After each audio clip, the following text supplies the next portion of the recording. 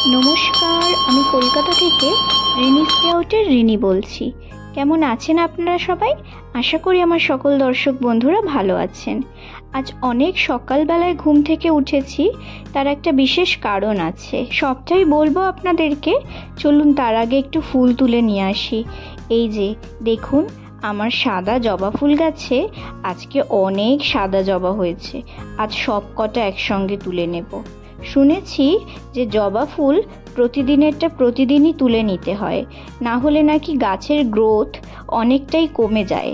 তাই এখন জবা ফুলগুলো প্রতিদিনই তুলে ফেলি, তুলে ঠাকুরের পায়ে দিয়ে নিই।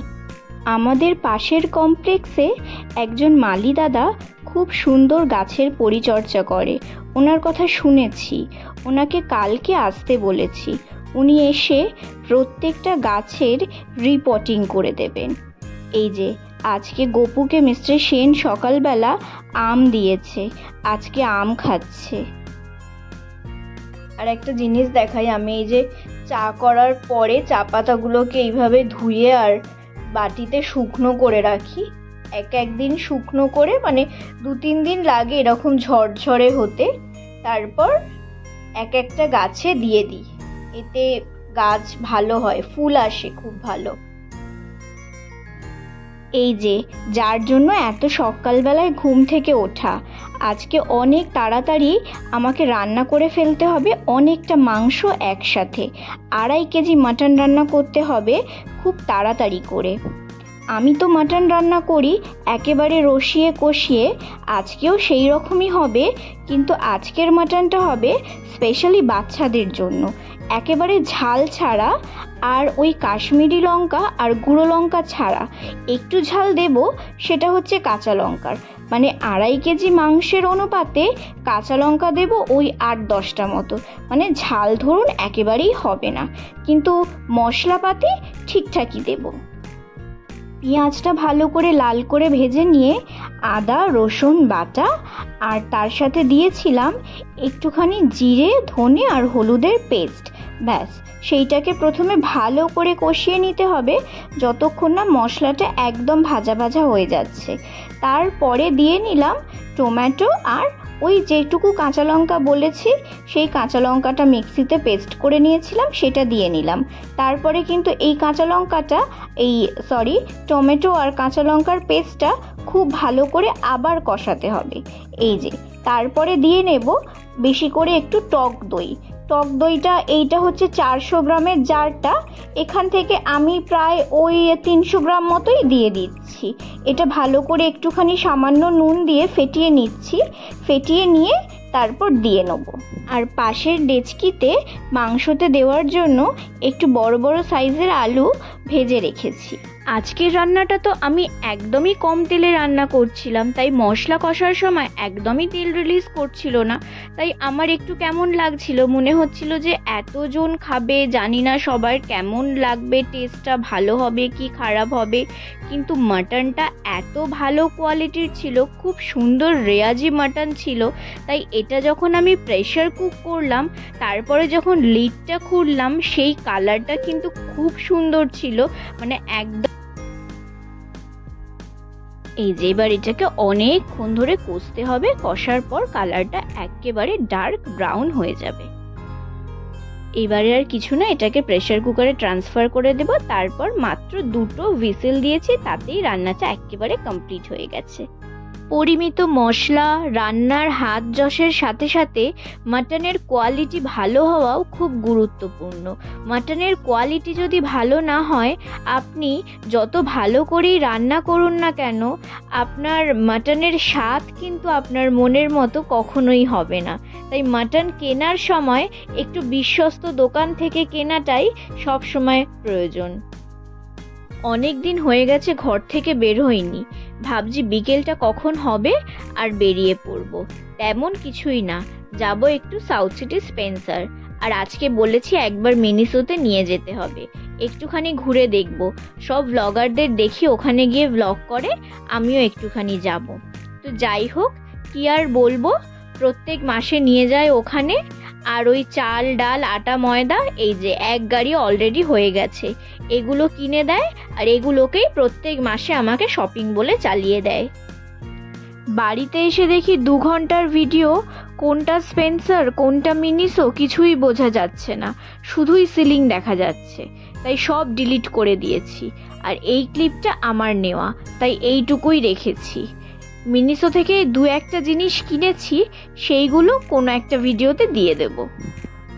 আমাদের পাশের কমপ্লেক্সে যে মালি দাদার কথা বলেছিলাম না, উনি এসেছিলেন। অসম্ভব ভালো ওনার হাতের কাজ। আমার প্রত্যেকটা টবের রিপোর্টিং করে দিয়েছেন। কি সুন্দর যে করেছেন। দেখা যাক গাছগুলোয় কতটা গ্রোথ হয় আর কতটা ফুল আসে, সেটা 1 মাস মতো পরে ভালো করে বোঝা যাবে। এই যে প্রত্যেকটা গাছ এইভাবে পট থেকে খুলে নিচে যে শিকড়গুলো বেরিয়েছিল সেগুলো একেবারে ছেঁটে কেটে একদম ছোট্ট করে দিয়ে সেটা নতুন পটে বসিয়ে দিয়েছেন। আবার জবা গাছগুলোর একদম কাটিংও করে দিয়েছেন। এছাড়াও যে গাছগুলোর কাটিং করা প্রয়োজন ছিল সেগুলোও খুব সুন্দর করে কাটিং করে দিয়েছেন। আর সার, গোবর সার, নতুন মাটি সবই উনি নিয়ে এসে দিয়েছিলেন। 1 হাতেরও কম এই চাঁপা ফুলের গাছটা এনেছিলাম। এই ফুলটা যে আমার কি পছন্দের। এই দাদা আমাকে বলছিলেন যে এই গাছটা কাটিং করে দেব। আসলে উনি প্রথম দিন এসেছেন তো আমি ঠিক অতটা ভরসা পাচ্ছিলাম না। গাছগুলো দাঁড়িয়ে যাক, 2-1 দিন ওনার কাজ দেখি, তারপরে আমার এই স্বাদের গাছটা কাটিং করাবো, এখন না। আর এই ইনডোর ইন্ডিয়ান সংগুলো 1 ডালের হয়েছিল, আর এদিকে লম্বা তাল গাছ, ঝড় হলেই উল্টে যেত। আমি বললাম সব কাটিং করে দিতে, তো দাদা কি করছিলেন, কাটিং করে তো সব ফেলে দিচ্ছিলেন। তো আমি বললাম ফেলা তো একেবারেই যাবে না, এক্সট্রা টপ তো একদমই ছিল না। আমি ঘর থেকে একটা ছোট টপ নিয়ে এসে মাথাগুলোকে একদম ছোট করে কেটে বসিয়ে নিলাম। আপাতত বাইরে রেখেছি, যদি ঝড় বৃষ্টি হয়, বৃষ্টির আশাতেই তো আমরা বেঁচে আছি। তো যাই হোক, বৃষ্টি 2-1 বার হয়ে গেলে আমি এগুলোকে আপাতত আমার ঘরেই রাখবো। তারপর দাঁড়িয়ে গেলে ভাবছি আমার মায়ের ব্যালকনিতে দিয়ে আসবো। দেখতে কিন্তু ভারী সুন্দর লাগছে। 1 হাত ডাল কেটে বর্ষাকালে এই চন্দন জবাটা বসিয়েছিলাম। এখন 1 মানুষ লম্বা হয়ে গেছে। এটাকে রিপোর্টিং করা যায়নি জানেন তো, টপটা ক্র্যাক হয়ে গেছে, কিছুদিন পরে করব। এই ভিডিও ক্লিপটা বেশ কিছুদিন আগের, মানে প্রায় 8-10 দিন আগের। তখন জ্যৈষ্ঠ মাস চলছিল, তো মিস্টার সেন নিয়ে এসেছিল লাউ শাক। আমার মা বলল যে এই সময় লাউ বা লাউ শাক খেতে নেই। তো আমি কি করলাম, ভাবলাম যে নিয়ে যখন এসেছে আর 2 দিন মাত্র বাকি ছিল, আমি ক্যালেন্ডার দেখলাম, তো ভাবলাম যে নষ্ট না করে যদি আমি এই জিপলক ব্যাগের মধ্যে রেখে দিই তাহলে এটা 10-12 দিন 15 দিন তো একদম ফ্রেশ থাকবে, কোনোভাবেই নষ্ট হবে না। আর এইভাবে এর মধ্যে আমি রসুনের খোসা ছাড়িয়েও রেখে দিই, খুবই ভালো থাকে। কাঁচা লঙ্কা, কারি পাতা, ধনে পাতা সবই রেখে দিই, অনেক দিন ভালো থাকে, একদমই নষ্ট হয় না।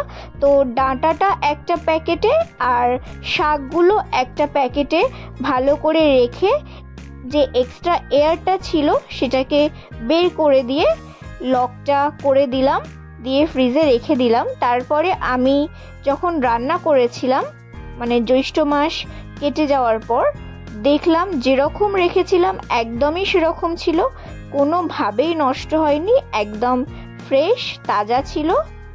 আপনারাও এগুলো ইউজ করতে পারেন। এই যে রাত্রিবেলায় শুতে যাওয়ার আগে যেভাবে আমি প্রতিদিন কিচেন ক্লিন করি ঠিক সেইভাবেই করে নিয়েছি। এটা আমার প্রতিদিনের রুটিন। এবার আর কিছুই না, নিজের জন্য কিছুটা সময়, তারপরেই দিন শেষ। তাহলে আজকের মতো ব্লগটা এখানেই শেষ করছি।